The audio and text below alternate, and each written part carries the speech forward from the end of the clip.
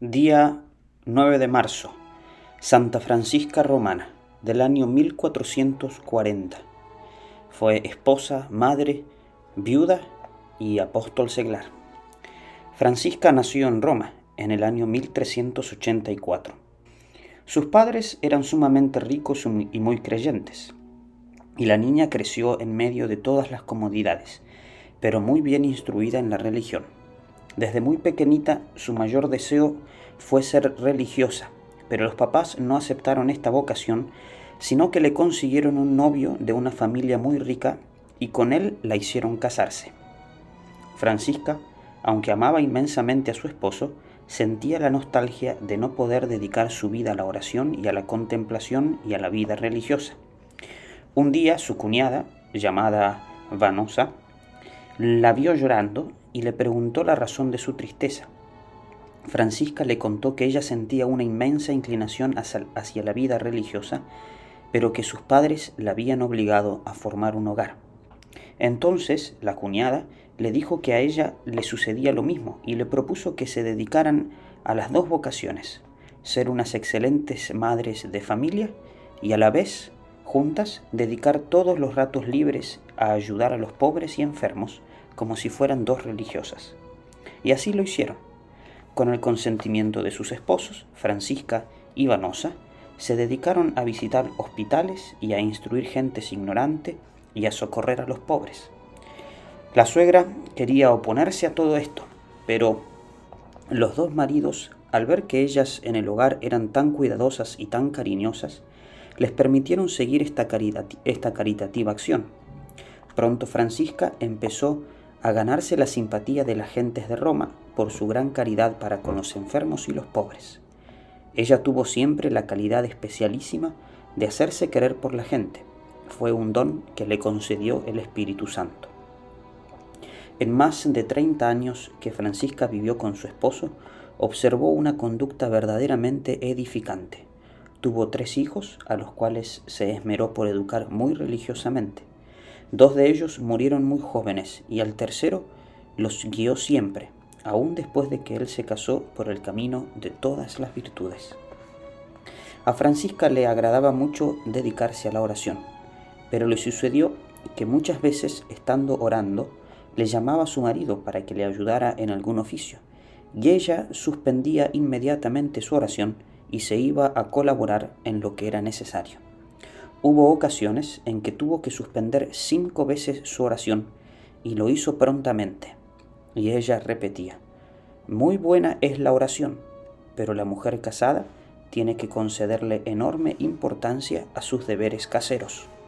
Su familia, que había sido sumamente rica, se vio despojada de sus bienes en una terrible guerra civil. Como su esposo era partidario y defensor del sumo pontífice, y en la guerra ganaron los enemigos del Papa, su familia fue despojada de sus fincas y palacios y de todo lo que tenía. Francisca tuvo que irse a vivir a una casona vieja y dedicarse a pedir limosna de puerta en puerta para ayudar a los enfermos de su hospital. Y, además de todo esto, le llegaron muy dolorosas enfermedades que la hicieron padecer por años y años. Pero jamás nadie le escuchaba una queja ni le veía triste. Ella sabía muy bien que estaba cosechando premios para el cielo. Su hijo se casó con una muchacha muy bonita, pero terriblemente malgeniada y criticona. Esta mujer se dedicó a atormentarle la vida a Francisca y a burlarse de todo lo que la santa hacía y decía. Ella soportaba todo en paciencia y con gran silencio, pero de pronto la nuera cayó gravemente enferma y entonces Francisca se dedicó a asistirla con una caridad impresionantemente exquisita. La joven se curó de la enfermedad del cuerpo y quedó curada también de la antipatía que sentía hacia su suegra. En adelante fue su gran amiga y admiradora. Francisca obtenía admirables milagros de Dios con sus oraciones. Curaba enfermos, alejaba malos espíritus, pero sobre todo conseguía poner paz entre la gente que estaban peleadas y lograba que muchos que antes se odiaban empezaran a amarse como buenos amigos. Por toda Roma se hablaba de los admirables efectos que esta santa mujer conseguía con sus palabras y oraciones. Muchísimas veces veía a su ángel de la guarda y dialogaba con él. Francisca fundó una comunidad de religiosas seglares dedicadas a atender a los más necesitados. Les puso por nombre Oblatas de María, y a su casa principal, que existe todavía en Roma, fue un edificio que se llama Torre de los Espejos. Sus religiosas vestían como señoras respetables, no tenían hábito especial. Nombró como superiora a una mujer de toda su confianza, pero cuando Francisca quedó viuda, entró también ella de religiosa, y por unanimidad las religiosas la eligieron superiora general. Con la comunidad tomó por nombre Francisca Romana. Había recibido de Dios la eficacia de la palabra, y por eso acudía a ella numerosas personas para pedirle que le ayudara a solucionar los problemas de sus familias. El Espíritu Santo le concedió el don de consejo, por el cual sus palabras guiaban fácilmente a las personas a conseguir la solución de sus dificultades. Cuando llegaban las epidemias, ella misma llevaba a los enfermos al hospital, los asistía, les lavaba la ropa y la remendaba. Y como en tiempo de contagio era muy difícil conseguir confesores, ella pagaba un sueldo especial a varios sacerdotes para que se dedicaran a atender espiritualmente a los enfermos. Francisca ayunaba a pan y agua muchos días, dedicaba horas y horas a la oración y a la meditación, y Dios empezó a concederle éxtasis y visiones.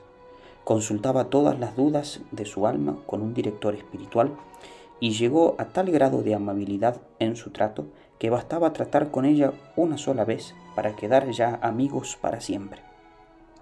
A las personas que sabía que hablaban mal de ella, les prodigaba mayor amabilidad. Estaba gravemente enferma, y el 9 de marzo de 1440 su rostro empezó a brillar como una luz admirable. Entonces pronunció sus últimas palabras, y dijo así: «El ángel del Señor me manda que lo siga hacia las alturas». Luego quedó muerta, pero parecía alegremente dormida. Tan pronto se supo la noticia de su muerte, corrió hacia el convento una inmensa multitud. Muchísimos pobres iban a demostrar su agradecimiento por los innumerables favores que les había hecho. Muchos llevaban enfermos para que les permitieran acercarlos al cadáver de la santa y así pedir la curación por su intercesión. Los historiadores dicen que toda la ciudad de Roma se movilizó. Fue sepultada en la iglesia parroquial, y al conocerse la noticia de que junto a su cadáver se estaban obrando milagros, aumentó mucho más la concurrencia a sus funerales.